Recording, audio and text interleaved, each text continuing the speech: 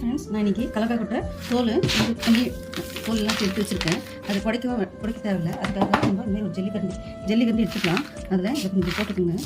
போட்டுட்டு ஜலிச்சிட்டிங்கன்னா கொஞ்ச நேரத்தில் தோலை தான் விழுந்துடும். சீக்கிரம் ஜலிச்சு எடுத்துக்கலாம். புடைச்சா இந்த பாராமல் இந்த மாதிரி பண்ணிட்டிங்கன்னா சீக்கிரம் தோல் எடுத்துடலாம். இந்த பாருங்க, தோல் எடுத்துக்கலாம். சீக்கிரம் எடுத்துக்கலாம். புடைக்க கஷ்டப்படுறேன். இந்த மாதிரி ஈஸியாக எடுத்து ஸ்டோர் பண்ணி வச்சுக்கலாம். இந்த பாருங்க, நான் வாட்டி காட்டுறேன்.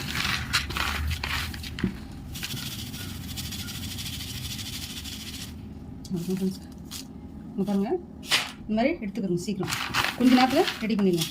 தோல் எடுத்துக்கலாம்.